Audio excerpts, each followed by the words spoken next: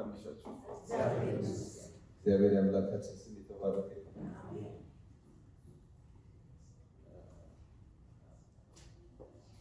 ለመጨረሻ ላይ ደረስ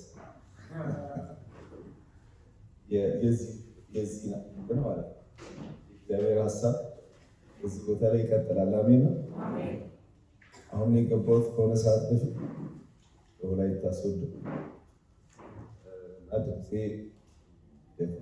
ይብደክምባችሁ ምንም እንዳትሉ ማለት ነው። ከሐሙስ ጀምሮ ወሰደ ኢትዮጵያ ደግሞ እንደምታዩ ተረጋግቼ ማውራት ምችል ስላልለው ስወራጅ ሐሙስ፣ ዓርብ፣ ቅዳሜ፣ እሑድ ደግሞ መንገድ ደግሞ ቸርቹ ሙሉ ወንጌል ነው። ይጮሃል። ጌታ ይባላል። ታውቃላችሁ እግዚአብሔር ለምንድን ነው ይሄንን ህይወት የሚፈልገው? ለምንድን ነው አድሶ የሚፈልገው? ብዬ ሳስብ ዮሐንስ ወንጌል ምዕራፍ 11 ላይ ስለ አልዓዛር ሲናገር ምንድን ነው የሚለው? አልዓዛር ታመመ አይደል? ምን ብሎ ነው የሚናገረው? ማርታና የማርያም ወንድም የነበረው አልዓዛር ይልና አልዓዛር ወንድም ነው። ከዛ የቷ ማርያም ሲባል እቺ በጌታ እግር ስር ሽቶ ያፈሰሰችው ማርያም የእሷ ወንድም የሆነ አንድ ሰው ነበረ ብሎ ይነግረናል። ምዕራፍ 11 እና ያው የሚታወቀው በእህቶቹ ነው። ሁላችሁም እንደምታውቁት አልዓዛር እንትን ያደረገው አልዓዛር መባል አይችልም። ምንም ያደረገች እህት እንጂ ያለችው እሱ ምንም ያደረገው ነገር ሲሞት ታምቦ የሚወራ ታሪክ የለውም። ሲሞት እንኳን የሚወራ ታሪክ የለውም። ያሉት ነገር አንተ የምትወደው ያሉት እንኳን እሱ የሚወድህ እንኳን አላሉትም።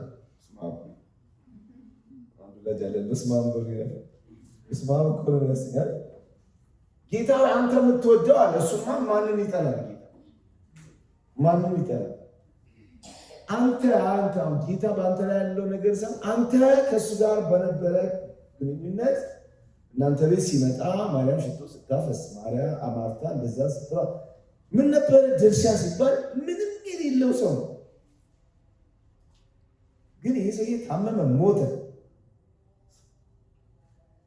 አልዓዛር ጌታ የራራለት እኮ በመግደል ራራ እና ሞተ። እስኪሞት ጠብቆ መጣና ትንሣኤ አዲስ ነው። ትንሣኤ ታውቃላችሁ። ያው ሕማማት ዛሬ ገብተናል። ይሄማ ደስ እያለኝ የመጣሁት እዚህ ቸርች የወሩ ጾም ጸሎታችሁ ነበርኩ። ሕማማት ሲገባ ተናግሬ ነው የምትገቡት አይደል? ከነገ ጸሎታችሁ የምትቀጥሉ ዛሬ ጀምራችሁ አይደል? ሐሙስ እዛ ጋር ለዋላ ሄጃ ዓርብ ነው የምትዘቡት። አንደታ ሐሙስ ደግሞ ዘጋለ ማቦር ይውላችሁ። ይሄ ሰውዬ ሞተ አለ። በኋላ ጌታ መጣ። እህት ያለችው ትላች ተዋቲ ሽታ ይሸጣል ምናምን አለች። በቁምም ታሪከ ቢስ ሞተ የምትወድ ራሱ እንደዚህ ብላ ጌታ ግን አልዓዛር አለ።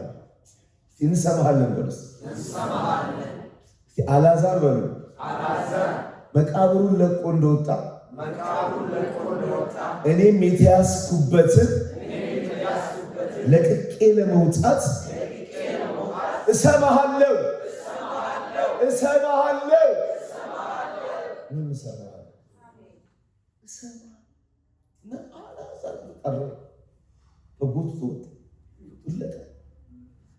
ምዕራፍ 11 በዚህ ያለ ምዕራፍ 12 ነው። የሚገርም ነው። አሁን ኢየሱስ ክርስቶስ ቁጭ ብሎ እግዚአብሔር ውስጥ እያለ ህዝቡ ከያገሩ እየተገለበጠ ይመጣና ጸሐፊ ሲናገር በጣም የሚገርም እኮ ነው። አሁን የሁሉ ሰው የመጣው ኢየሱስን ለማየት ብቻ ሳይሆን የተነሳውን አልዓዛርን ለማየት ነው በጌታ በኢየሱስ ክርስቶስ። አሁን የምዕራፍ 12 ርዕስ እሱ ነው። የት ነው የምትሄዱት ሲባል የተነሳው አልዓዛር ጋር። እንዲሁ ከመሞት በኢየሱስ የሚያድን የትንሣኤ መንፈስ ዛሬ ያገኘናል በጌታ በኢየሱስ አሜን። በሉታይ እንዲሁ ታሪክ ቢስ ሆኖ ከመሞት አንድ መነጋገሪያ፣ አንድ ለውጥ ያለው፣ አንድ ኢምፓክት ያለው ነገር ሳናረግ ከመሞት የሚገላግል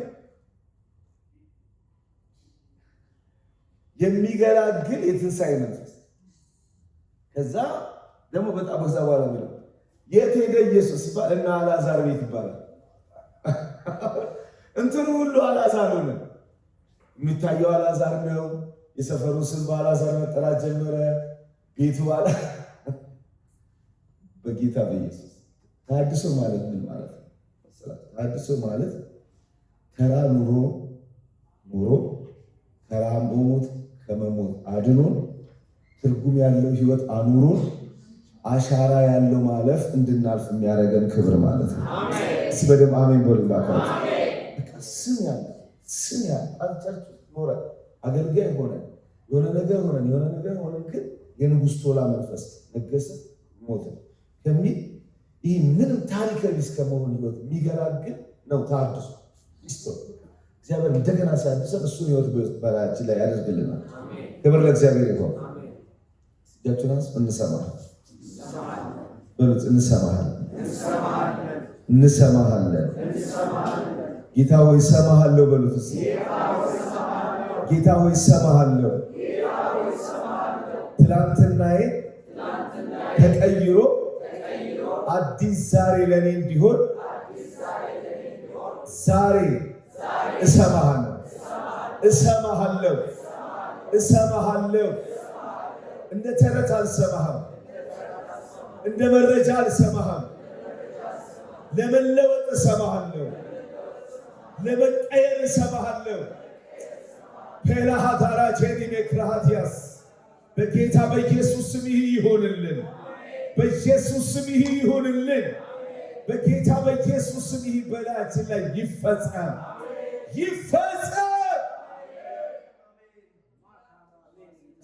የሚል ቃል አለ ቆሮንቶስ ላይ ማሰብ በቃ የሚል ቃል። አሁን ማሰብ ካቆሙ አይባልም። አስቡ ነው አስቡ፣ በጎ የሆነውን አስቡ። ቆሮንቶስ ላይ ምን አለ? ማሰብ በቃ አለ። ቆሮንቶስ ምን ማለት ነው? ሁሌ እንሰጣለን እያለ ያስባል። ቆይ እናዋጣለን። ጳውሎስ መጣ። ዓመት ሙሉ ነው እንደምታስብ ማሰብ በቃ ምን ይሁን? ማድረግን አድርጉ። ሲበደብ አሜን። እስቲ ማሰብ በቃ በሉ። ይህ መንፈሳዊ ለመሆን ማሰብ፣ መጸለይ ማሰብ፣ በጽድቅ ለመኖር ማሰብ፣ ይሄ የጌታ ሰው ይሄ ምናምን ማሰብ በቃ አሁን በኢየሱስን ማድረግ ይሆን። በህይወታችን የማድረግ አቅም ይግባብን። የመፈጸም አቅም ይግባብን። የመሆን አቅም በኢየሱስ ስም ይግባብን። አሁን ምናስብበት ሰዓት አለ። ዘመኑም አይፈቅድልንም። በጣም እንደ ሸማኔ ሞርወሪያ ግብግብ እያለ እየሮጠ ባለ ዘመን ውስጥ ቁጭ ብለን ተረት ምናምን የምናስብበት አለ። አሁን ወይ መኖር ወይ መሞት፣ ወይ የምራችንን ጴንጤ ሆነን የምራችንን ለጌታ የምራችንን የቃሉን ህይወት እንኖራለን፣ አለዛ የምራችንን ከዚህ ዓለም በዛ መገላገል። እንደዚህ አይነት ህይወት ያስ ማድረግ አሜን ነው። ቶሎ ብለን ዛሬ ብዙ ነው የምናየው። ቅድም ወንድሜ ሲናገር በየቀኑ አንዳንድ ነገር ነበር ያየው፣ 3 ነገር ነው ያየው። ዛሬ ግን ሌላ 8 10 ምናምን ነገር መራሃይ ተመጨረስ አለበት። ጌታ ይባላል። ምን ብለናል? ታዲያ እዚህ አሁን ያው ቅድም ልናፍቀውናል ካል አልዓዛር የ11 አልዓዛር እና የ12 አልዓዛር ለውጥ እንደመጣ በዛሬው ነገና በዛሬው በትናንትናው እኔና በነገው እኔ መካከል ለውጥ ያለው ህይወት እንዲመጣ፣ ስም ያለው ህይወት እንዲመጣ፣ ጠረኔ ይሄ ሰው የገዛ እህቴ አትቅረቡት የምትለው ሳይሆን ከሩቅ አገር ድረስ ለማየት የሚመጡት ገብቶቻል። አትቅረቡት ተብሎ 11 ላይ 12 ላይ እሱን ለማየት መጡ። ይሁን ግራ ይገባል። በሆነ አንድ ገጽ የአንድ ገጽ መቀየር ገጹ ብቻ ሳይሆን የሰውየው ህይወት ለውጥ ነው። እላችን ላይ ገጽ አይደለም መቀየር ያለበት፣ እኛን እኮ መቀየር ያለበት። አሁን ምዕራፍ 11 ተብሎ ምዕራፍ 12 ሲባል አልዓዛር ሌላ ሰው፣ እንዲህ አይነት ትርጉም ያለው ጠረን ያለው ሰው ጋባዥ የሚሆን የሚታይ የሚዳሰስ የሚጨበጥ በደንብ በሕያዋን ምድር ላይ ኢምፓክቱ ከፍ ያለ ህይወት ለመኖር በህይወታችን ውስጥ ተሐድሶ መምጣት አለበት አለ። ተሐድሶ እንዲመጣ ምን እናደርግ ሲባል መጀመሪያ መውደቃችንን እንወቃለን። ሁለተኛ ደግሞ ለውድቀታችን ደግሞ ሐዘን፣ ቁጭት፣ ጭካኔ፣ ምሬት ውስጣችን ይግባ አለ። ሶስተኛ ደግሞ ምን አለ? ኃላፊነት እንውሰድ። ጾም ጸሎት እናውጅ ብለናል። ሶስተኛ አራተኛ ግን ኃላፊነት ደግሞ እንውሰድ። በሰው አናመቅ። ምንም እዛ መጠቋቋም አያስፈልግም እና እኔ ማለት አለብን። ይህን አራት ነገር ተናገረ። ዛሬ አምስተኛ የተሐድሶ ሰው በእግዚአብሔር ቃል ላይ የቆመ ነው። የእግዚአብሔር ቃል አክብሮት ያለው የተሐድሶ ሰው። ተሐድሶን ከቃሉ ውጭ ማሰብ አይቻልም ለማለት ከዚህ ክፍል ነው የምናየው። ምዕራፍ 1 ቁጥር 7 ላይ ምንድን ነው የሚለው? እኛም በአንተ ላይ እጅግ ክፉ ሰርተናል፣ ለባሪያ ለሙሴ ያዘዝከውን ትእዛዝ፣ ሥርዓት፣ ሕግ አልጠበቅንም። አሁንም ብትተላለፉ በአሕዛብ መካከል እበትናችኋለሁ።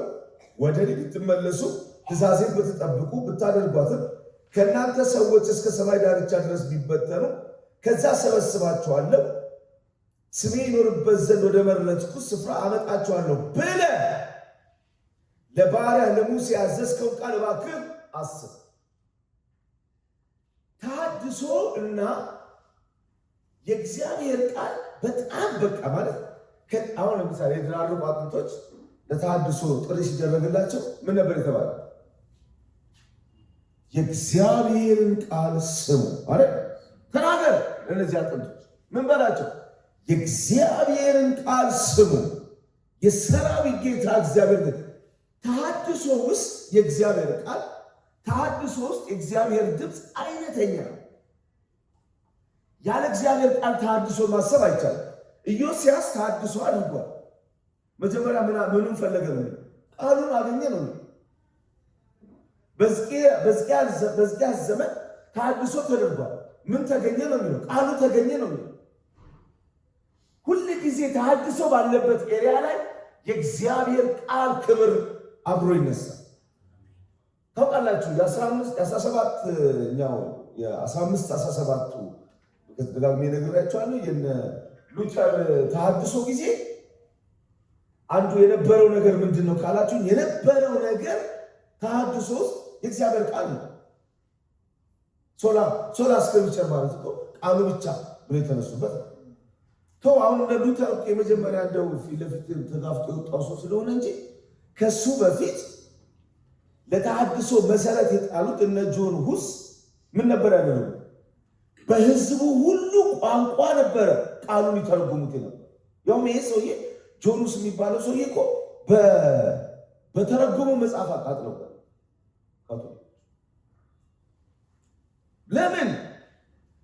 እንዴት ህዝቡ ይህንን ቃል እንዲረዳ ታደርገዋለህ?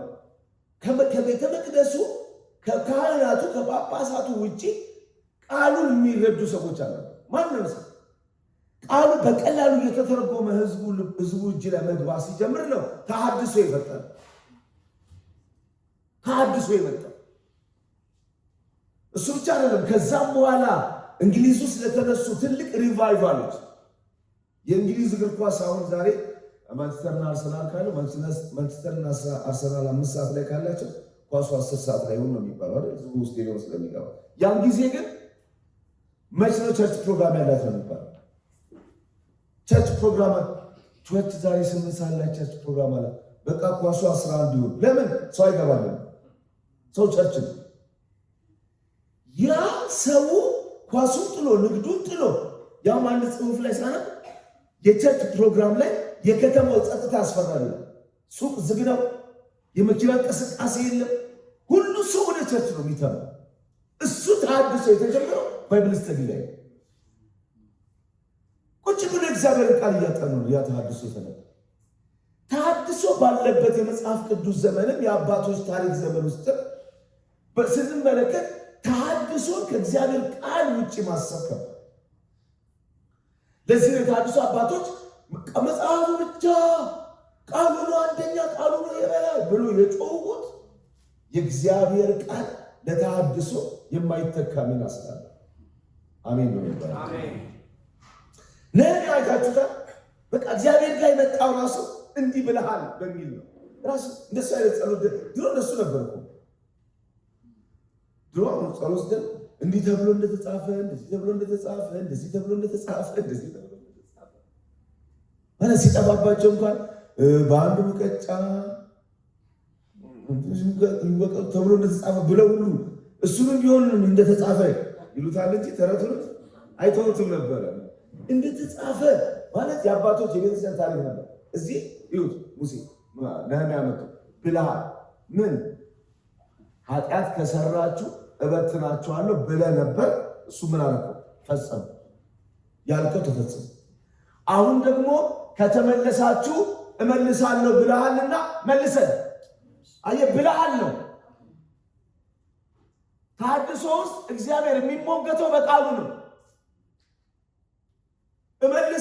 ከተመለሳችሁ እመልሳለሁ ብለሃል፣ አድሳለሁ ብለሃል፣ እንደገና የሚባል እድል አለ ብለሃል።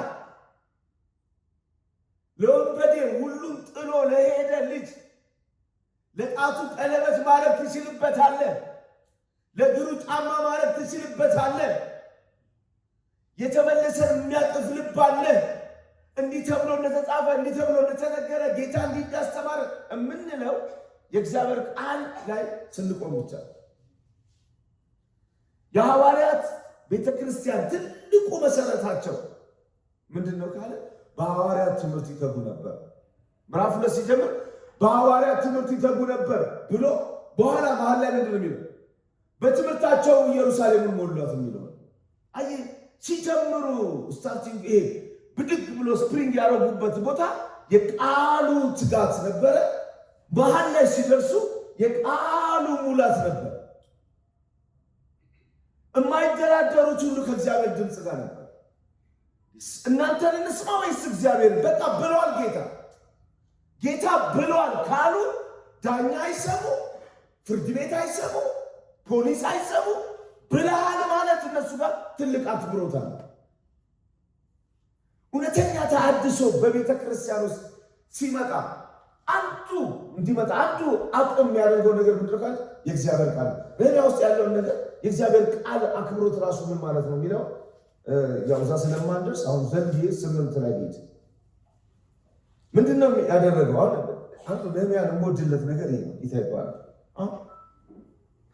ተሐድሶን ያመጣው ነህምያ ፊቱ የጠቆረው ማለት ነው። 4 ወር የጸለየው ማለት ነው። ጫማውን ሳያወልቅ እየተነሳ ኢየሩሳሌም ቅጥር አድሶ ማለት ነው።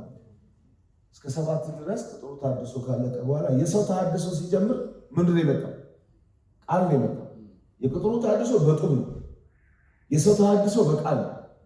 7 ድረስ እንትኑ ያልቃል። ባይዘው የቅጥሩ ተሐድሶ ያልቃል። ከ8 በኋላ የሰው ተሐድሶ ነው የሚጀምረው። አገልግሎት፣ ቤተሰብ፣ ትዳር፣ ቢዝነስ፣ ክህነት፣ ሌዋዊነት ምናምን በሙሉ የሪሌሽንሺፕ በሙሉ መታደስ ይጀምራል። እሱ ተሐድሶ ግን ሲጀምር ነህምያ ምንድን ነው ያደረገው? እና በጣም የሚገርም ነው። በ7ኛው ወር በደረሰ ጊዜ የእስራኤል ልጆች በከተማቸው ነበሩ። ሕዝቡም ሁሉ በውሃው በር ፊት ወዳለ አደባባይ እንደ አንድ ሰው ሆኖ ተሰበሰቡ። ከዛስ እግዚአብሔርም ለእስራኤል ያዘዘውን የሙሴ ሕግ መጽሐፍ ይመጣ ዘንድ ጸሐፊውን ዕዝራን ተናገሩት ይላል። አሁን የሰው ተሐድሶ ሊጀምር ሲል ምን ይደረግ ተባለ? ቃሉ ይምጣ ተባለ። የሙሴ ቃል ይምጣ ተባለ። አንድ ቦታ ላይ ጸልይ በመንፈሴ ውስጥ መጽሐፍ ቅዱስ በቃ ሰው ላይ ሲታደላል ጌታው ምንድነው የቃሌን ደጆች ለሕዝቤ ይከፍታሉ አለ። እዚህ አይደለም ካዩት ግን እዚህ ይሁንልን ልላችሁ ነው። አሜን ነው ማለት ተሐድሶ ነው። አሁን ምን ያደረገ? አሁን እኛ ያው ጠፍጥፈናል፣ ሰርተናል። የምናደርግ የሚገባ ያደርገናል። አሁን እንዲያደራሽ እንደምናዘጋጀው ወንበር እንደምናዘጋጀው አዘጋጅተን ጨርስና ግን ሪል ግን የህይወት ተሐድሶ እንዲመጣ ምን ይምጣ ነው? ቃሉ ይምጣ። ቃሉ ይምጣ ተባለ። የቱ ቃል? በሙሴ ተነገረው ያ ቃል ይምጣ። ተሐድሶ እንዲመጣ ከፈለጋችሁ ቃሉ ይምጣ። ቃሉ በቤቱ ስፍራውን ያለ ኧረ በደንብ አሜን።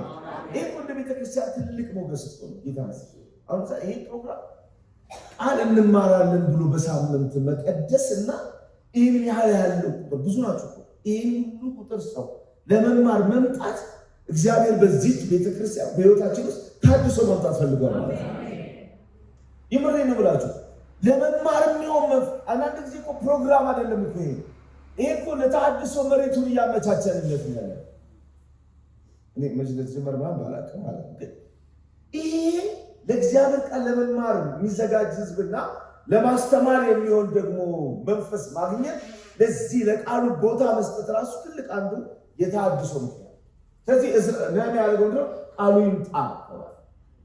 ግን ሁለተኛው እግዚአብሔር ቃል ማክበር ማለት ቃሉን መስማት ማለት ነው። ቃሉን ማድመጥ ማለት ነው። መማር ማለት ነው። አሜን ነው። የሙሴ ሕግ መጽሐፍ ይመጣ ዘንድ ካህኑም ዕዝራ በሰባተኛው ወር በመጀመሪያው ቀን ሕጉን በማህበሩ በወንዶችና በሴቶች አስተውሎ በሚሰሙት ሁሉ ፊት አመጣው። ከዛስ ወረድ ብሎ ወንዶችና ሴቶች የሚያስተውሉ ሲሰሙ ከማለዳ ጀምሮ እስከ ቀትር ድረስ አነበበው። የሕዝቡም ሁሉ ጆሮ የሕጉን መጽሐፍ ለመስማት ያደምጥ ነበር። የእግዚአብሔርን ቃል ማክበር ማለት በተሐድሶ ውስጥ ምን ማለት ነው ካላችሁ፣ ለእግዚአብሔር ቃል ከፍተኛ ስፍራ መስጠት፣ ቤት ውስጥ ትልቁ ቦታ ማስቀመጥ ምናምን ማለት ሳይሆን ምን ማለት ነው? መስማት፣ መማር መቻል፣ ማድመጥ ነው። እኔ ደስ ይለኛል። አሁን እስቲ እኔ ነግራችኋለሁ። ሐዋርያት ሥራ ላይ እኮ ሐዋርያት ሥራ ምዕራፍ 2 ራሱ ተደግሟል ብያለሁ አይደል? ምዕራፍ 2 ላይ ነበረው ምዕራፍ 10 ላይ ተደገመ። ደገመው እኮ ነው የሚለው እኛ ላይ እንደመጣ ብዙ መጣ። ግን የደገመው ሰው ማን ላይ ነው የደገመው? ከቆርኔሌዎስ ላይ ነው። ቆርኔሌዎስ ምን አይነት ሰው ነበረ ስትሉ፣ ጴጥሮስ መጥቶ ምንድን ነው ያለው? ጴጥሮስ አቤት፣ እኛና እዚያ ያለነው ቤተሰቦቼ በሙሉ እግዚአብሔር የተናገረህን ለመስማት ደስ የሚለኝ ቃል ቀጥሎ ያለው በእግዚአብሔር ፊት እዚህ ተቀምጠናል። ተቀመጡት እኮ በጴጥሮስ ነው። በማን ፊት አያችሁ? አሁን ተሰሎንቄ በስም ነው የሚለው። የተሰሎንቄ ቤተክርስቲያን የ3 ሳምንት ቤተክርስቲያን ነው። ግን 3 ዓመት ተኩል ከተቀመጠባቸው ከነ ኤፌሶን 1 ዓመት ከ8 ወር ከቆየባቸው ከቆሮንቶሶች ይልቅ ጨዋ ቤተክርስቲያን የተሰሎንቄ ቤተክርስቲያን ነው። ተመሰገነች ቤተክርስቲያን። ጳውሎስ የዚህን ጥሩ ነገራቸው ምክንያት ሲናገር ምንድን ነው ያለው? እናንተ ጋር በመጣን ጊዜ የእግዚአብሔርን ቃል ስንነግራችሁ የእግዚአብሔርን ቃል የተቀበላችሁት እንደ ሰው ቃል ሳይሆን አሁን በእናንተ ዘንድ እንደሚሰራ እንደ እግዚአብሔር ቃል እንጂ እንደ ሰው ቃል ተቀበላችሁ። በመጽሐፍ ቅዱስ ታሪክ ውስጥ ተመለከቱ። ለውጥ የታየባቸው ቸርቾች፣ ለውጥ የታየባቸው ሰዎች፣ ለውጥ የታየበት አካባቢ ካያችሁ እዛ ቦታ ላይ ለእግዚአብሔር ቃል ክብር ተሰጥቷል። ዳይናሚክ ለውጥ። አሁን ጳውሎስ እኮ ተሰሎንቄ ሰዎች ፈርቷል። ምን ብሎ ነበር?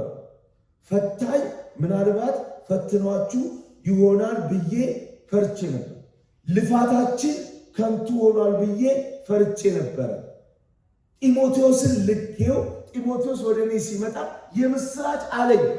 አሁን እንደዚህ በተጨነቀ ሰው እነሱ እንኳን ሊጠፉ ስለኛ ማሰብ ጀምረዋል አለኛ።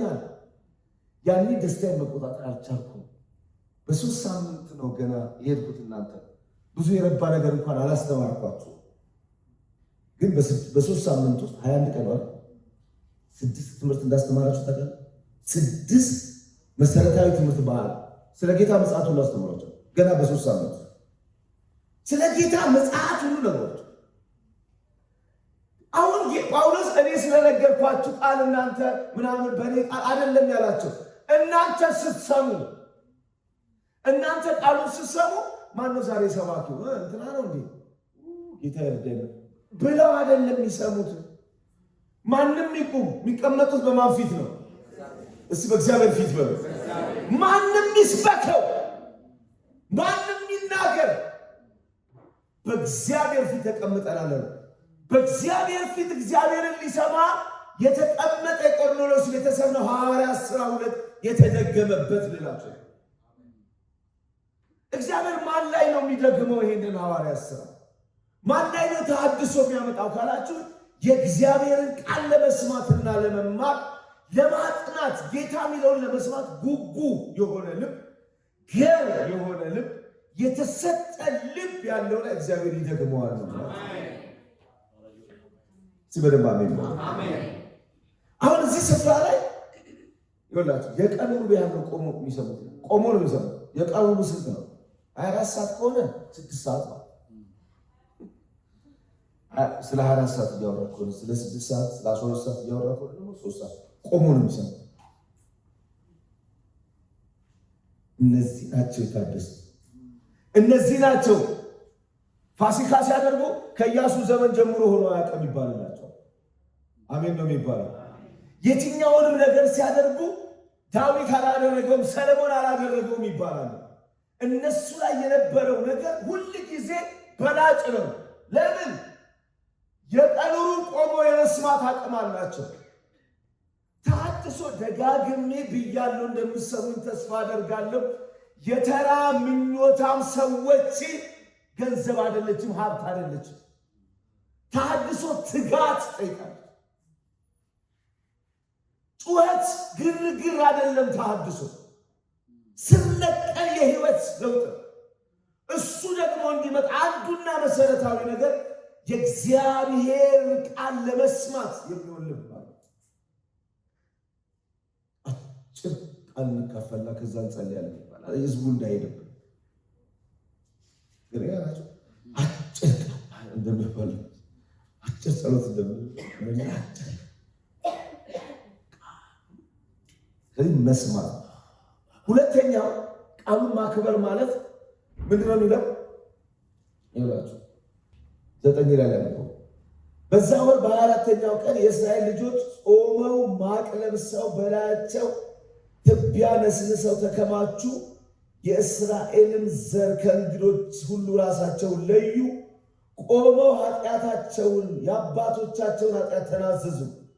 በየስፍራቸው ቆሞ የአምላካቸውን የእግዚአብሔር ሕግ የሕግ መጽሐፍ የቀን ሩብ ያህል አነበቡ።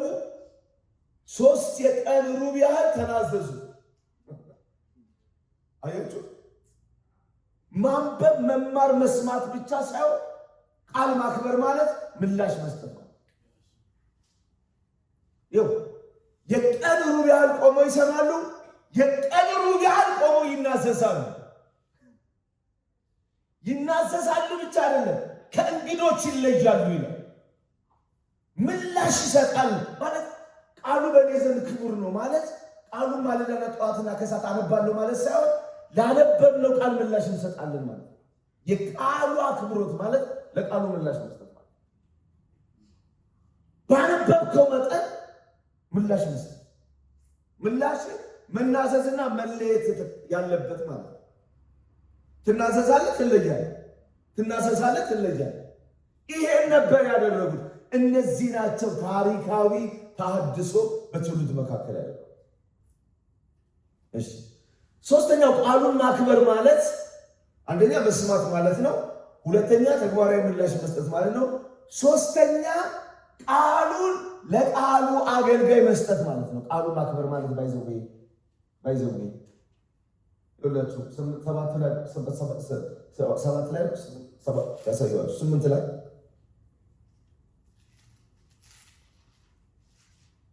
ስምንት ላይ ማንን ጠሩ ነው የሚለው? ሕዝቡም እግዚአብሔር የሚያዘዘውን የሙሴ ሕግ መጽሐፍ ያመጣ ዘንድ ጸሐፊውን ዕዝራ ተናገሩት። ቆይ ለምን ነህምያ ያነበው? ለምን ዕዝራ ተፈለገ? ለምን ዕዝራ ተፈለገ? ቃሉን ማክበር ማለት የቃሉን አገልጋይ ማክበር ማለት ቃሉን በቃሉ አገልጋይ መስማት አለብን። አሁን ነህምያ ማንበብ ስለማይችል አይደለም። ያው እዝራ እዛም ያነበውን እኮ እዚጋ ቁጭ ብሎ የሚያስተረጉመው ለህዝቡ የሚያብራራው እኮ እሱ ህዝቡ አለው። እንደዚህ ነው እያለ ያለው እንደዚህ ነው። አንዳንድ ሰዎች አሁን እኮ ተቆርኛ ሰው አለ የደከምክ አንተ፣ ፊት የጠቆረው አንተ፣ ጫማ ሳታወልቅ ያደርከው አንተ፣ የለፋኸው አንተ፣ የመንግስት ስራ ሹመትን ጥለህ መተህ እዚህ ተንከራተትከው አንተ። ደግሞ የሰባኪው ቦታ ደግሞ በደም ከፍ ያለ ቦታ ላይ ተሰራው ከፍታውን የሰጠኸው ለሱ።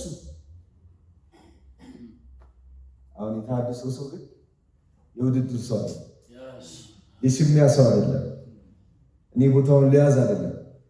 እዝራ ነው መምህር፣ እዝራ ነው ለዚህ የተለየው፣ እዝራ ነው ለዚህ እግዚአብሔር የጠራው። እሱ ይናል፣ እሱ ይሁን ካንተ ጋር ሲጾም አላየ ነው። እሱ ይናል። ይሶ የቃሉን አገልጋዮች ሳናከብር ቃሉን እናከብራለን ማለት ከባድ። አንዳንድ ጊዜ አሁን ስለ ተሐድሶ ስናስብ ሁላችሁ ታውቃላችሁ። አሁን አንድ የተሐድሶ ሰው እኮ የሚባለው ዳዊት ማለት ብድግ ብሎ ልክ ወንበር ላይ እንደተቀመጠ እንዳንተ ወንበር ላይ ቁጭ ብሎ ዙፋኑ ላይ እንደተቀመጠ ትዝ ያለው ምንድን ነው? ተባለ ከትላንት ጀምሮ ስብከት እንዲሆንልኝ እየተመኘ ነው። ይቃል በጣም ይገርመው። ቁጭ ሲል እንዴት ቤት እንደሚሰራ ነው እንጂ የሚያስበው እንዴት መኪና እንደሚቀይር። ቁጭ ሲል ወንበሩ ላይ ለዚህ ያደረሰኝ እግዚአብሔር ብሎ ምን ባባቸው ቶሎ ብዬ የእግዚአብሔር 40 ዓመት ሙሉ ያልፈለግነውን የዳዊት የእግዚአብሔር ታቦት ፈልገው ብሎ ይላል። ፍላጎት አለው፣ ደስ የሚል ፍላጎት፣ ቅን ልብ አለው፣ ረሃብ አለው። ሄዶ አመጣው፣ ግንብ ላይ አስቀምጦ አመጣው። ሁላችሁም እንደምታውቁት ሰረገላ ላይ አስቀምጦ አመጣው። ኦዛ እንግዲህ እንደሚባለው ታቦቱ የነበረበት ቦታ የነበረ ሰው ነው ይባላል። የለመደ ነው ይባላል። የኛ ቤት የነበረ ነው ታቦቱ አይነት ነገር ሊወድቅ ሲል ደገፉ ሲያደርገው ተሰናበ። ከዛ ህዝቡ ሁሉ ደነገጠ። በኋላ ምንድን ነው ዳዊትን ደነገጠ እና በቃ እዛው አስቀረው። እዛ ቤት ገባ አይደል? እናንተ እዛ ጋር ሰው ገሎ እናንተ ቤት ይግባ ሲባል ታስገባላችሁ? አንተ ቤት ይግባ እሺ ማለት እዛ የገደለበትን መንገድ ሰውየው በየቀኑ ልጆቹን እየቀደሰ ያለው ነው። እንዴት እንደሚያዝ ያውቅበታል። ቅባት እንዴት እንደሚያዝ የሚያውቅ ቤቱም ራሱን ዘመኑን ክብር ነው እኮ የሚያገኘው። እኛ አያያዝ ነው ማንችልበት። አያያዝ ስለማንችል እኮ ነው እኛም ተቀስፈን ቤተሰባችንን ምርክ ማለት ነው። ከዛ በኋላ ዳዊት ባለፈው እንዳልኳችሁ ነው በጥብኛ የተሐድሶ ሰው መሆኑን የምታውቁት አንድ ነገር ሳይሳካለት ሲቀር በቃ አልተሳካም፣ በቃ ይቅር በቃ ምናምን ብሎ የሚቀመጥ ሰው አለ። ለምንድን ነው ያልተሳካኝ? ለምንድን ነው ምኞቴ ታቦቱን ወደ ማደሪያ መመለስ ሆኖ እያለ ለምን አልተሳካልኝም ብሎ 6 ወር ነው ይዘጋ። ከ6 ወር በኋላ ወጣና ገባኝ አላቸው ለህዝቡ። ምንድን ነው ገባኝ? በቃ ምን ገባ? እግዚአብሔርን እንደ እግዚአብሔር ቃል ስላልፈለግነው ይህ መቅሰፍት በመካከላችን ይሆናል። አይ እግዚአብሔርን ፈልገነዋል፣ ግን እንደምን አይደለም እንደ ቃሉ አልፈለግነው። አሁን መፈለግ ጤንነት ሆኖ በቃሉ መፈለግ ደግሞ መቅሰፍት ያርቃል ማለት ነው። እኔጋ ናችሁ መፈለግ ሲደመር በቃሉ መፈለግ ይሆናል ስኬታማ ነው። ምንድነው ቃሉ ታዲያ የሳት ነው እዚህ ጋር ሲባል ታቦቱ የሚሸከመው ሌዋዊ ነው። እኛ እኮ ይመርበት ብለን ነው ከአንድ ኮስማና ሌዋዊ ከሚሸከመው ሰረገላ ላይ ይሁን ብለን ነው። አይቻልም። ታድሶ ቢመጣ ተሸካሚውንና ታቦቱን ያከበርክ ቀን ታቦቱን አከብረዋለሁ ተሸካሚውን አልፈልግም አይቻልም። ፈልጋለሁ። አገልጋዮቹ ባይኖሩ አይቻልም።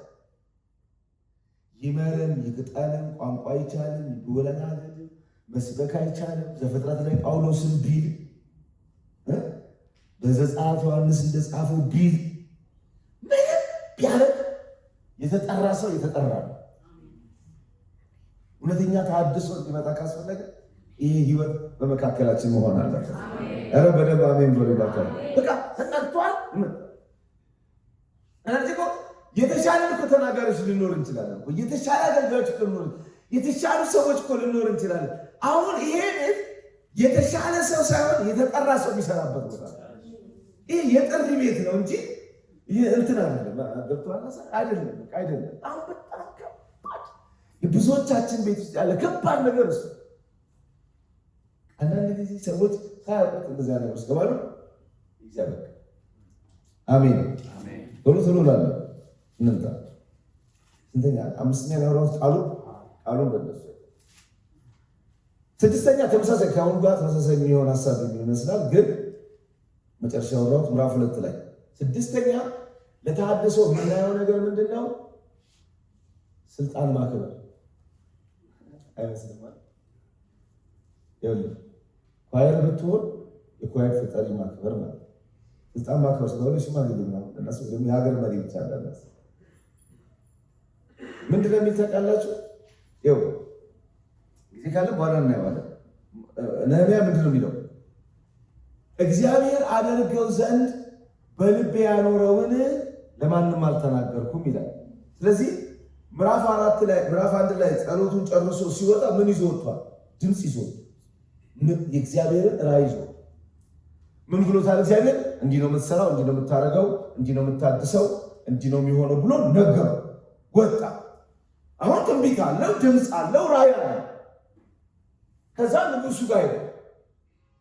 ከዛ ንጉሱ ምን ትለምነኛለህ አለው። ከዛ ምን አለ ነው የሚለው ቁጥር 4 ላይ ምዕራፍ 2 እኔም ወደ ሰማይ አምላክ ጸለይኩ፣ ንጉሱንም እንደዚህ አልኩት፣ ንጉሥ ደስ ቢያሰኘው ባሪያም በፊት ሞገስ ቢያገኝ እሰራው ዘንድ ወደ ይሁዳ ወደ አባቶች መቃብር ከተማ ስደደኝ አልኩት። አንተ ድምፅ ያለው ሰውዬ፣ እግዚአብሔር የተናገረው ሰውዬ፣ እግዚአብሔር ማድረግ የሚገባው ሙሉ ፍኖተ ካርታውን በእጁ የሰጠው ሰውዬ ንጉሱን ሄዶ ንጉሥ ብትወድድ ደስ ቢልህ ፍቀድልኝ፣ አልወድም ቢሎስ ከነጋቸው አልወድም አይቻልም ቢሎስ ምን ይው? እኔ አንዱ ያየሁት ነገር መጽሐፍ ውስጥ ነህምያ ብቻ አይደለም፣ ሌሎችንም ሰዎች ዋቸው የተሐድሶ ሰዎች በጣም ሰሚት ማድረግ፣ ራሳቸውን ማስገዛት፣ ይሄ ማክበር፣ ስልጣን አውቶሪቲ ማክበር አንደኛ መለያቸው። እግዚአብሔር የተባረከ ይሁን። ይሄ ነህምያ እኮ ምን ተብሎ ቤተ መቅደስ ናና እንገናኝ ብሎታል እኮ ነቢዩ አላለው? ያስቀስፈው እኮ በገንዘብ ተገዝቶ ሲለው ምን አለ?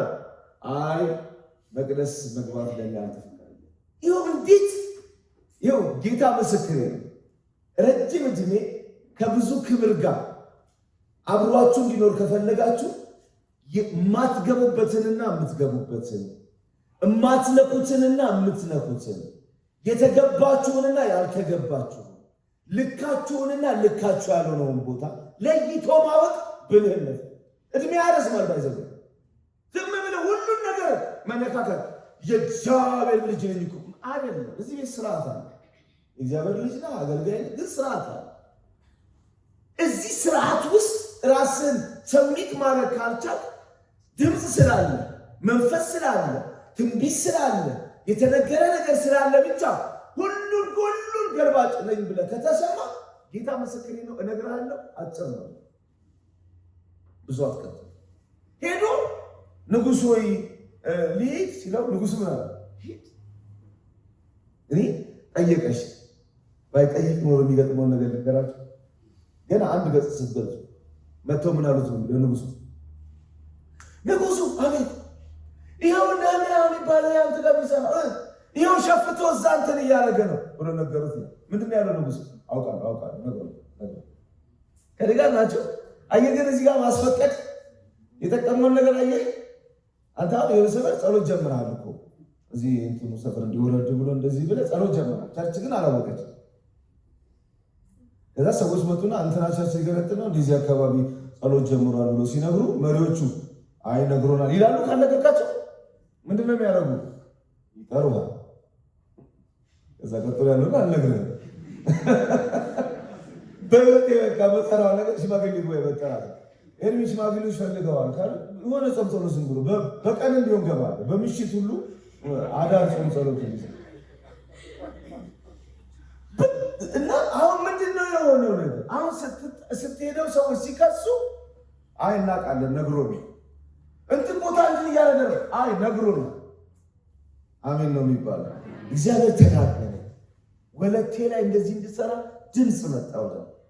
ቤተክርስቲያን ባርካ ልትለቀቅ ትችላለች? አንችልም፣ አንለቅም። እሺ ጌታ ብሏል ደርቀት ቀራለ እሳት አይ እግዚአብሔር ካንተ ጋር አይቆም። እንደዚህ ብሎ ነው። ሁላችሁም ታውቁት ነው። ኢትዮጵያዊቷን ሴት አገባ ሙሴ።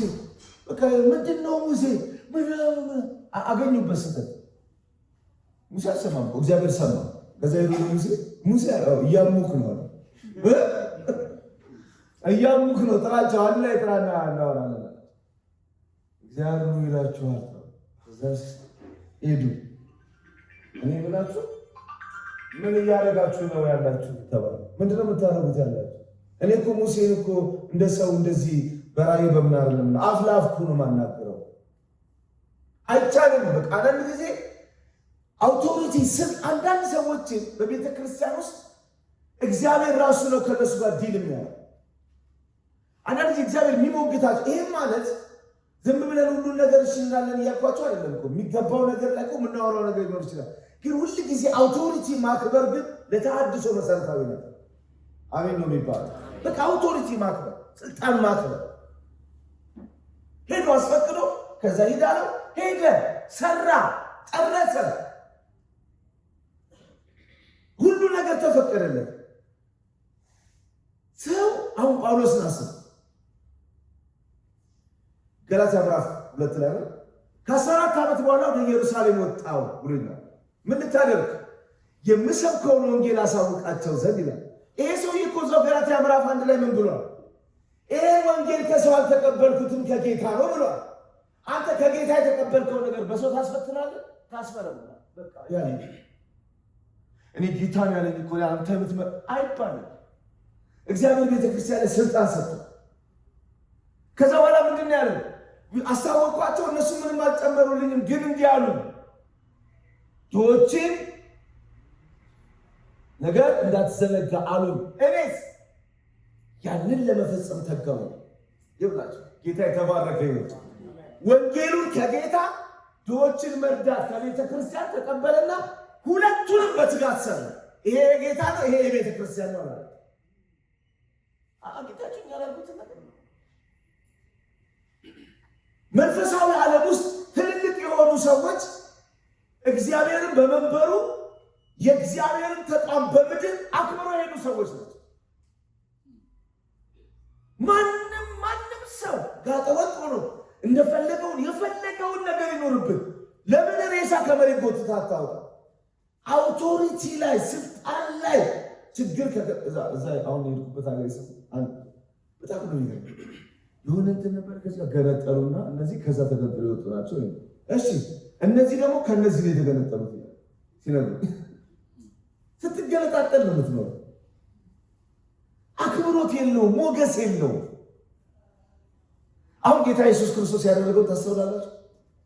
ለምጻሙ መጥቶ ለምጻሙ ፈወሰው አለ። ምንድን ነው ያለው? ለምን አለው? ለምጻሙን ፈወሰውና ሂድና ራስህን ለካህን አሳይ። ለምን አለው? እሱ ሊቀ ካህን አይደለም ወይ? የካህናቶች ካህናት አይደለም ወይ? የዕብራውያን 7 ሲነግረን ሁሉም ካህናት እንዳይኖሩ ሞት ከልክሏቸዋል። እሱ ግን ለዘላለም የማይሞት ስለሆነ ሊቀ ክህንነቱ ለዘላለም ነው አላለንም? እሱ ዘላለማዊ የሆነ ክህነት ያለው ጌታ ለምንድን ነው ደግሞ ያውም የማይቀበሉት ካህናት ጋር ሂድና ራስህን አሳይ? ለምን? በብሉይ ኪዳን ለምጻም ትክክለኛ ፈውስ እንዳገኘና እንዳላገኘ በትክክል ለምጹ ለቆት እንደሆነ እንዳለቀቀው የሚረጋገጠው በማን ነው? በካህን ነው። ይሄን አውቶሪቲ ያለው ኢየሱስ የእግዚአብሔር ልጅ ይሄን የካህኑን አውቶሪቲ አክብሮታል። ካህኑ አመፀኛ ነው። ካህኑ ጌታን አይሰማም። ካህኑ ጌታን ሊገልል አይመለከትም። አንተን ባያድም ዛሬ ላይ የተቀመጠው ሰውዬ አይመለከትም። ግን ዝም ብለህ ሰሚት ታደርጋለህ። ኧረ በደንብ አሜን በሌላ ሂድና ራስን ለካህን አሳያለሁ። ከዛስ እንደሱ ብቻ ነው ያለው። አቅርብ የሚልህን መስዋዕት አቅርብ፣ ታዘዘው። እንዲህ ፈወስከኝ አንተ፣ ደህና ያረከኝ አንተ። ደግሞ ልንገርህ ይህ የምትልከኝ ካህኑ አይወድህም እኮ ቢለውስ አይወድህም እኮ ሊገልህ እኮ እየፈለገ ነው። እሱ እኮ አንተ ላይ እኮ ሴራ ነው። ልልህን ስማ፣ ሂድ፣ ታዘዝ። ስልጣን ፈውስ ሰጥቻለሁ፣ ነፃ መሆንን ያረጋግጥልህ። ከዛስ ቦኖስ ምናምን አቅም አውቶሪቲ ስልጣን ምንም ይሁን ምንም ቦታ ላይ ያለን ሰው ማክበር፣ ይሄ መከባበር ቤተክርስቲያን ውስጥ ሪል ወደሆነ ተሐድሶ ያመጣል። ሪል ወደሆነ የመታደስ ጉልበት ውስጥ ያስገባል። በኢየሱስ ስም ትዕቢተኛ ሰው ተሐድሶ ያለ እግዚአብሔር ለትሑታን ጸጋ ነው። ትዕቢተኞችንስ ይቃወማቸዋል ማለት ምን ማለት ነው? አጌንስት እነሱ ይቆማል ማለት ነው። ከነሱ በተቃራኒ ይቆማል። ፊት ለፊታቸው አያሳልፋቸውም፣ ይቃረናቸዋል ማለት ነው። ስለዚህ በቤተ ክርስቲያን ውስጥ በኢትዮጵያ ቤተ ክርስቲያን ውስጥ ሪል ተሐድሶ እንዲመጣ ካስፈለገ ቤተ ክርስቲያን ውስጥ አውቶሪቲዎች በስርዓት መከበር ይችላል። አውቶሪቲ ለማክበር የሰውየው የትምህርት ደረጃ፣ የሰውየው ንግግር፣ የሰውየው ምንም አያስፈልግም። የሚያስፈልገው ቦታውን በእግዚአብሔርና በቤተ ክርስቲያን እንደተሰጠው ማረጋገጥ ይቻላል። አንተ የፓስተሩ በጣም ጓደኛ ስለሆንክ የኳየር ሊደሩን ማክበር ማቆም አትችልም። ፓስተር አሌክስ ነው ኳየር ያስቸግሯል።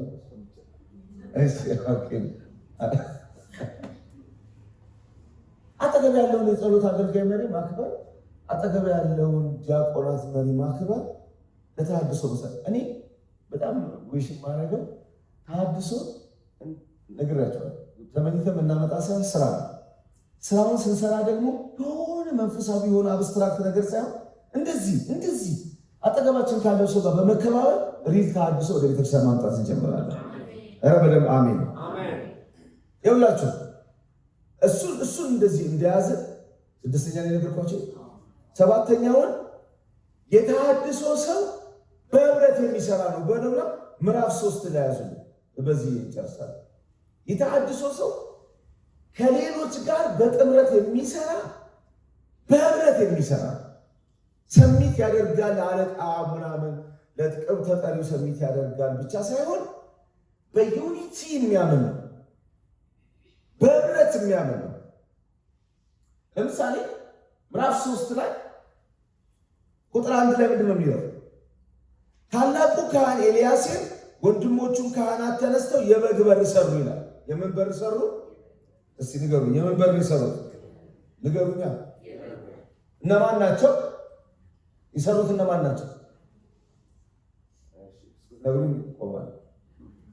እነማን ናቸው የሰሩት? ካህኑ አይደል? ይተባስ እነ ኤልያስ ታላቁ ካህን ነው። እሺ የበግ በር ነው የተሰራው፣ ሰሪዎቹ ካህናት ናቸው። እንጨርሰው። ቁጥር 32 ላይ ከማዕዘኑ መውጫ ጀምሮ እስከ በጉ በር ድረስ እስከ ድረስ አሁን ምን እየሆነ ይመስላችኋል? ምን እየተሰራ ነው? ክብ አይታያችሁ? በበግ በር ጀምሮ ምን ላይ የሚያልቅ ዞሮ የበግ በር ላይ የሚያልቅ ነው። ታውቃላችሁ? ይሄ የበግ በሩ የበጎች በር የሚባለው የቤተ ሳይዳ ማለት ዮሐንስ ምዕራፍ 5 መቅደሱ መግቢያ ጋር ያለ በር ከበሩ ከ12 በሮች መቅደሱ መግቢያ ጋር ያለ በር። ሌላ ቀን ከጠራችሁ ዮሐንስ 5 አገለግላለሁ። እንደዚህ ያልኩ በበጎች በር ጀምረው ቤት ጨረሱ። በበጎች በር ጨረሱ ማለት ክቡን ሰሩት ማለት ነው። የጀመረው ማን ነው? ካህን ነው። የጨረሰው ማን ነው? እኔ አላነበብኩም፣ ንገሩኝ። ምኖች ናቸው? ነጋዴዎች ናቸው። ምንድን ነው የሚለው? ከማዕዘኑ መውጫ ጀምሮ እስከ በጉሩ ድረስ ወርቅ አንጥረኛና ነጋዴዎች አደሱ። ይኸው መሀሉን ሁሉ አላነበብኩም፣ መሀሉ ላይ ሁሉ አለ እኮ እንደዚህ። ግን ክቡን ካህን ጀምሮ ነጋዴ ጨረሰ ብሎ ስታይ ምንድን ነው የሚገባ? ተሐድሶ በነህምያ አማካኝነት ከእግዚአብሔር ሰምቶ በመጣው ድምፅ። አሁን አንዳንዶቹን እየዘለልኳቸው ነው እንጂ ባለ የተሐድሶ ሰው ባለ ድምፅ ነው። ይህንን እንዳትነው። አሜን ነው። ባለ ቃል ነው። አዘሴም ታይም ደግሞ ቪዥናል። የተሐድሶ ቪዥናል ምን እንደሚያደርግ ነገሮቹ ከየት መጥተው ወዴት እንደሚሄዱ እንዴት ነገሮች እንደሚቀነባበሩ ምኑ ከምን ጋር እንደሚሰራ በደንብ ቪዥን ያለው። አሁን ይሄንን ቪዥን ይዞ መጣ። ባለራዕይ እሱ ነው። ግን ምዕራፍ 3 ላይ ስትመለከቱ ነህምያ ይሄንን አደሰ ይላል። የተሐድሶ ሰው ማለት ሁሉን ነገር ራሱ ጀምሮ ራሱ የሚጨርስ ሳይሆን በሱ ውስጥ ያለውን ቪዥን በሱ ውስጥ ያለውን ሸክም ሌሎች ላይ ማጋባት የሚችል ሌሎች እሱ አልቅሶ ሰምቶም ከእግዚአብሔር ጮሆም ያመጣውን ነገር አጋብተውባቸው ድምፁን ብቻ ሳይሆን ሸክሙንም በሰው ላይ ማጋባት የሚችል እንባውንም ማጋባት የሚችል ጭካኔውንም ቆራጥነቱንም ለተሐድሶ የሚከፈለውን ዋጋ በመክፈል በሁሉ ነገር እሱን የሚመስሉ ሰዎችን በዙሪያው መሰብሰብ የሚችል ለምን ብሎ ነው የጀመረው? ኑ እስቲ ኑ በሉ። ይኸው ተሐድሶ ኑ የሚል ጥሪ ያለው ሌሎችን የሚጠራ ነው። በጋራ የምንሰራው ነው እንጂ አገልጋዮች ሰብስበው የሚሰሩት፣ መሪዎች ሰብስበው የሚሰሩት፣ ኳየር ብቻ ሰብስበው የሚሰራ፣ ጸሎት አገልጋይ ብቻ የሚሰራ አይደለም። ተሐድሶ የሁላችንም ነው። አሁን አስቡ፣ በታላቁ ካህን የተጀመረው ተሐድሶ ድምዳሜ ላይ የደረሰው በነጋዴ ነው። ስለዚህ ነጋዴም ነበረበት ማለት ተሐድሶ። አሁን ተሐድሶ ውስጥ በዚህ ዘመን ነጋዴ ምን ያደርጋል ካላችሁ ጉቦ መስጠት ያቆማል። ተሐድሶ ነው። አሜን ነው የሚባለው ማለት እዚህ መጸለዩ ምን ማለቱ እንዳለ ሆኖ ጉቦ ያቆማል። አገር ውስጥ ገቢዎች ሲመጡ ወንበር ሰብስቦ ስቶሮ ከማድረግ ያቆማል። ተቆጣጣላችሁ እና 18ቱ ላስቆጥርልህ አለኛ ነው ሰበለቡ ማለት ምን እያልኳችሁ ነው? ሁሉም ሰው ነው የተሳተፈው። ሁሉም ሰው መሳተፍ ብቻ አይደለም። ሁሉም ሰው መሳተፍ ብቻ አይደለም። ቁጥር 14 ላይ ምን ይልካል? የቤተ ሐክሪምም ግዛት አለቃ የሬክዓብ ልጅ መልክያ የጉድፍ መጣያውን በር አደሰ። የምኑ ያለቃ ልጅ እኮ ያለቃ ልጅ የደረሰ ሄዳለ። የማን ልጅ እንደው ቆጣቀማ አይደል? የማን ልጅ እንደው አይ ጉድፍ መጣያ። ሌላው አለቃ ደግሞ የመጽሐፍ አለቃው ደግሞ የደረሰ የኮሌዝ ልጅ ሰሎም የምንጩን በር አደሰ፣ ሰራው፣ ከደነው፣ ሳንቃዎችን አቆመ፣ ቁልፎቹንም መወርወሪያዎቹንም አደረገ። ከዳዊትም ከተማ እስከሚወርደው ደረጃ ድረስ በንጉሥ አትክልት አጠገብ ያለውን የሼላን መዋኛ ቅጥር ሰራ። ጊዜው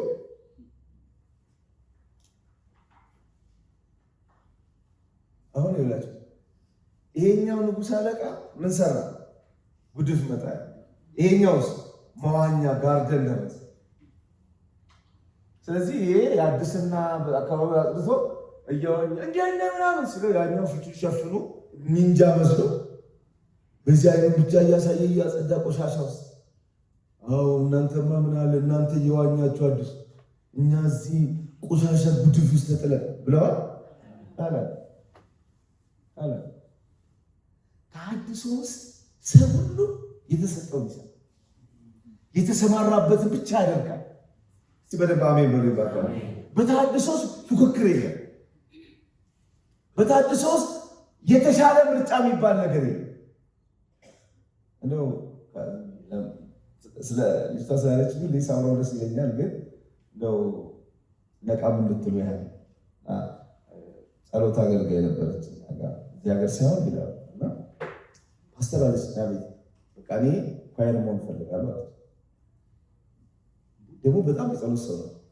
እንዲህ ለምን ሆነሽ ነው አንቺ ጸሎት ቡድን መሪ ነሽ፣ እንደገና አንቺ እኮ ስትጸልይ ታውቂያለሽ አሉ። አልፈልግም እኔ ኳየር መሆን ነው የምፈልገው። ምንድን ነው እስኪ ንገረኝ ችግሩ። እስቲ ላላሳይ ተመልከት፣ ኳየሮች ተመልከት። እስኪ ያላገባለ እስኪ ያላገባ በሙሉ አግብተዋል። በሙሉ ተመልከት። ፓስተር እንትን ያገባው ነው ኳየር፣ ወንጌላዊ ኳየር፣ የእንትና ሽማግሌው ሚስት ኳየር። እነሱ ፀጉራቸውን ተሰርተው ዝምጥና ይላሉ። ሰው ያያቸዋል። እኔስ እኛ እዛ ማን ያይናል? ሰው የለም ትጫል። እኔ በህይወቴ እንደዛ ቀን እንደዚያ ስቤ ማለት ነው። እንዴ እኔ ጓዳ ልጨርሱ ነው እንዴ እናንተ የምታስቡት? በፍጹም ኳየር እላለሁ አገባለሁ፣ ከዛ መለሳለሁ።